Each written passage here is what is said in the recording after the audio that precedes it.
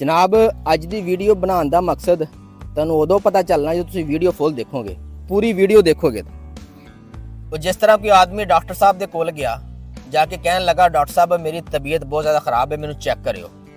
Doctor साहब ने पूछा भी जवाना दस होया की है।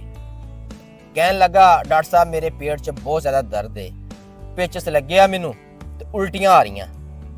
डॉक्टर साहब ने कहा भी लगता तेन हैजा हो गया है। पूछे दस खादा की सी जवाना।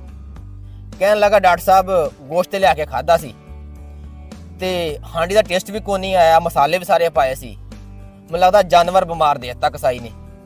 डॉक्टर साहब ने पूछा दस गोश्त केड़े कसाब को लैके आया सी, केड़े फट्टे तो लैके आया सी। आदमी कहने लगा डॉक्टर साहब फलाने कसाब को लैके आया सी। डॉक्टर साहब कहने लगे भी उहदे को तो गोश्त मैं भी लिया खादा वा, मैं तो बिल्कुल ठीक हाँ, गल गोश्त की कोई नहीं, मसला विच होर कोई है। अखीर वो कहने लगा डॉक्टर साहब बाकी तो मैनू पता कोई नहीं, मैं थोड़ा जिहा धनिया चोरी लैके विच पाया सी। डॉक्टर साहब कहने लगे कि धनिया निकलन दिया चोरी वाला हुण। फिर 3000 रुपया ने डॉक्टर साहब नूं दिता, फिर जाके ठीक होया। जनाब जिस वास्ते सारी गल सुनाई है हुण ओने आ उस गल दी तरफ। घरों असीं मेथी लैण आए हैं। कैमरामैन जरा ना कैमरा मारो मेथी के ऊपर, पूरा फोकस करना, करीब करना।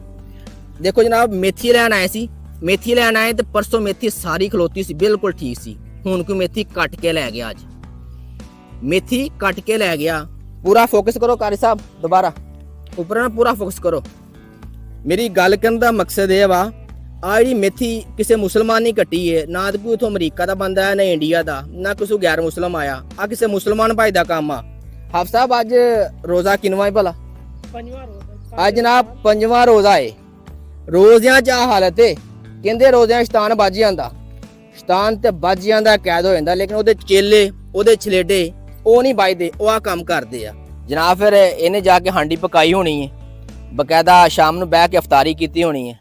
फिर इस तरह के बंदे है ना बेगम नूं कसूरवार ठहरांदे आ ते बेगम नूं कुटदे भी है भी तेनों सारे मसाले दिते लिया के, मैं हांडी का जायका फिर नहीं आया, हांडी का मज़ा फिर नहीं आया, तेरे हाथ से जायका ही कोई नहीं, तेनों हांडी पकानी नहीं आती। जनाब जायका कित्थों आना, इतों सब्जी भी चोरी दी ते हर शै चोरी दी लिया के देनी है, वह जायका नहीं होना, फिर पेट भी दुखना है, फिर हैजा भी होना है। आ तो बिल्कुल इस तरह ही है जिस तरह ना बच्चा सी ना कोई हमेशा ना चोरी कलम चकनी, चोरी दवा चकनी, उन्हें तो चोरी किताबां चकनियां, पेंसिल कापियां तो पढ़ना, तूने 4-4 घंटे पढ़ना, लेकिन सबक फिर ना याद होना। फिर वाले साहब ने मौलवी साहब को लेके जाना, कारी साहब को, कारी साहब मुंडा मेरा है ना 4-4 5-5 घंटे पढ़ता वा, लेकिन सबक याद नहीं होता, ਇਹਦਾ हाफसा बड़ा कमजोर हो गया, तो तुसीं ਇਹਨੂੰ जरा दम कर दो।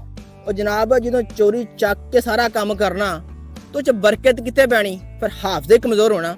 जनाब मेरी गल करने का मकसद ये आ, सारा लुबे लबाब ये आ, चोरी छोटी होवे वड्डी होवे, चोरी चोरी हुंदी आ।